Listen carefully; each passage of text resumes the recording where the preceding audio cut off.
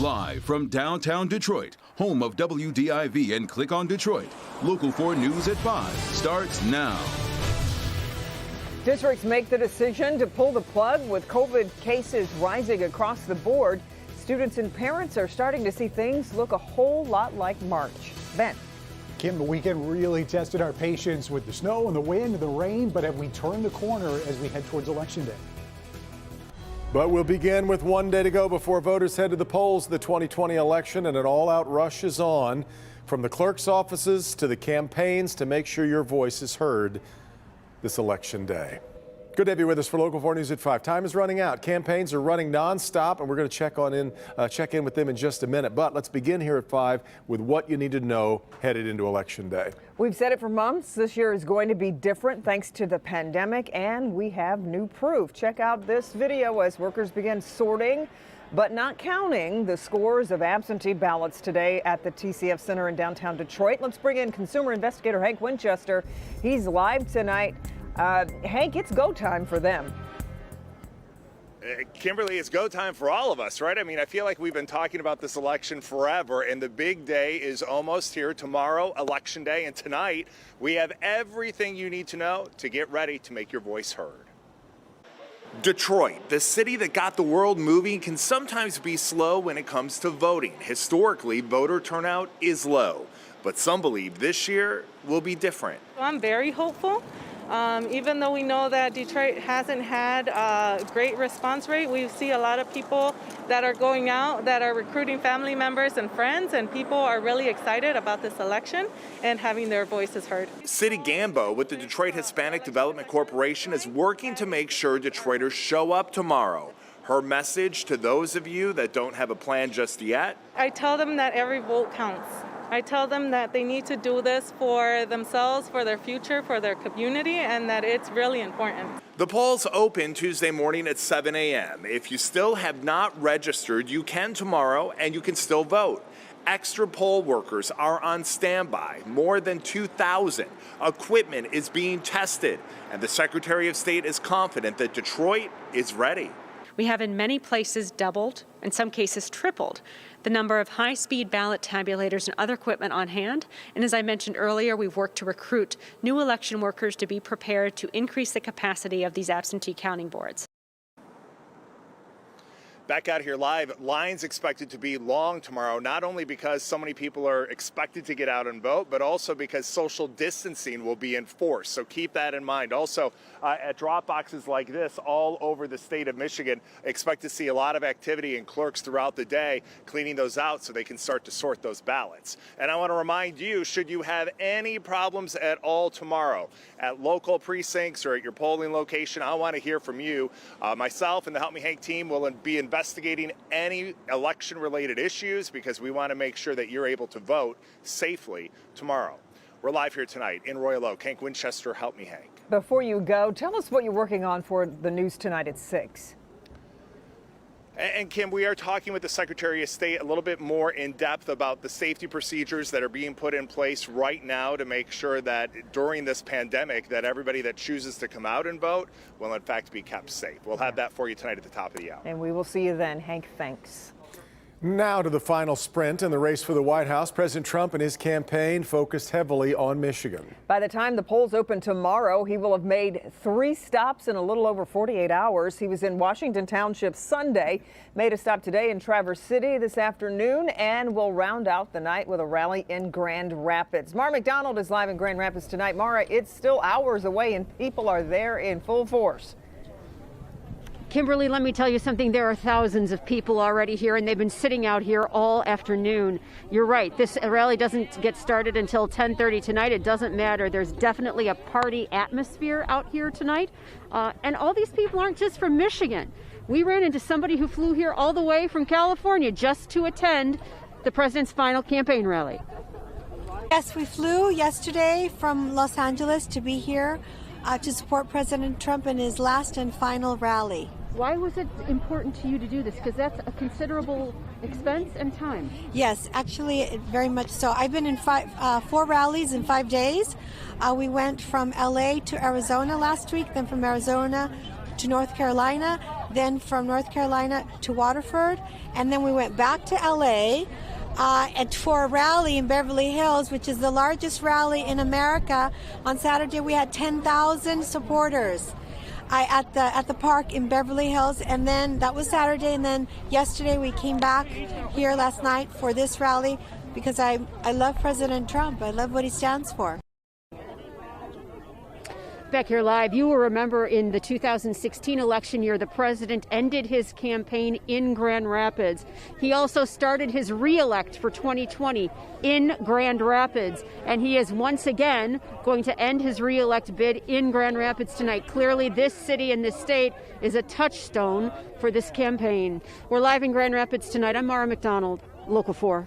All right, Mara, we'll keep an eye on what's happening there. Meanwhile, Eminem seldom grants the rights for the use of his music. But he did just that for a political ad for Joe Biden. The song Lose Yourself from the 8 Mile soundtrack is featured in the latest 45-second spot from the Biden camp. It was posted online today. And we've also learned that Kamala Harris is going to spend part of Election Day right here in Detroit. Democratic nominee for President Joe Biden, meanwhile, has been making his final campaign stops today in Cleveland. Tomorrow we have an opportunity to put an end to a presidency that's divided this nation. Tomorrow we can put an end to a president that has failed to protect this nation. And tomorrow we can put an end to a president that has fanned the flames of hate all across this country. Former Vice President also spent time reaching out to voters in Pennsylvania, a very critical state, tomorrow. More than 90 million Americans have already cast their ballots, and that's a record turnout. No surprise there for voting early. And here at home, candidates for Senate are making their final campaign stops before Election Day. Republican challenger John James making campaign appearances across the state, including this morning in Waterford Township. James hopes to become the first Republican to be elected to the Senate from Michigan since 1994. Meanwhile, the incumbent Senator Gary Peters making the rounds across the state to help mobilize voters. He was joined this afternoon in Pontiac by Governor Gretchen Whitmer and fellow Senator Debbie Stabenow. In 2014, Peters won his Senate seat by double digits. We need to get to some breaking news now from Vienna, Austria, where one person is dead, at least 15 others injured in what is believed to have been a terrorist attack. Police say an attacker has been killed by officers. The initial reports that a synagogue was the target of an attack have not been confirmed thus far, but investigators believe there are several attackers involved. So the incident remains under investigation, but that is the concern at this hour in Vienna. We'll continue to update that story as it's possible. Now, after the wind, rain, and yes, even some snow yesterday, really good to see the sun back today. Yeah, really nice. And now it's time to get that all-important Election Day forecast. Let's head on over to Ben. Hi, Ben. Hey, guys. Yeah, I think we're going to have smooth sailing, but the one caveat, because it turned out because of social distancing, be prepared to wait outside at some of these poll locations, even if you don't normally do so, especially for folks who plan to be there early. 36 when the polls open at 7 a.m. tomorrow, so a very crisp start. But notice it is going to be dry, sun-filled, and we'll finally close things down with a 50-degree temperature at 8 o'clock. We are also tracking Hurricane Eta. This is a Category 4 hurricane, and that is the coast of Nicaragua there in Central America. So we'll have more on that coming up and where it's going afterwards. Otherwise, temperatures tonight in the 40s, mainly clear, and we'll finally, hopefully, get rid of some of this wind as we get into the next several days. We'll look at that and a pretty nice warm-up on tap in the 7-day forecast all ahead, guys. All right, Ben. Now to the coronavirus and the numbers from the weekend. 6,709 new cases over the past 2 days. That averages out to more than 3,300 cases a day. Along with that, the state's reporting 17 more deaths over the past 48 hours. We're also getting new data about outbreaks in Michigan schools. That comes as Washtenaw County health officials just lifted the stay-in-place order for U of M students. Here are some of the broad strokes. In all, 45 new schools were added to the list of schools with 2 or more cases. Locally, Canton High School was added to the list with 7 cases, and Lakeshore High School in St. Clair Shores has 4 cases. In terms of ongoing outbreaks, Michigan State University leads the state with 1,709 cases of COVID-19. Going into this school year, districts made it clear that their plans were going to have to be flexible depending on the spread of the virus. And with the number of new cases rising fast, they're saying they've reached a level where students need to stay home. But as our Paula Tutman shows us, not all districts are making the same call. It's important to know that the state is using two measurements to measure community spread of COVID-19. One is the phases that largely dictates the opening of the economy. The lower the phase, the lower the community spread. But schools are also using levels from the health department. A level A risk would be the lowest level of risk for a county. And the risk goes up from there, with level E being the highest amount of community spread. The further away from A, the more the community spread. Currently, both Oakland and Macomb counties are moving towards level E. And because districts can read the COVID science and interpret the numbers for themselves, they will be responding differently. So, for instance, the Huron Valley School District, which includes Milford, White Lake, and some parts of Commerce, with its 8,800 students today, stopped all in-person learning. The district currently has 17 total cases and 58 total quarantines for the year. 10 of the 17 positive cases and 37 of the 58 quarantines occurred within the last week. Last week, we were a level C, which basically says, you know, in-person instruction is allowable with appropriate mitigation strategies and protocols. We moved from a level C on Wednesday last week to a level E on Friday. You know, I just feel for our families, for our kids. I feel for our staff.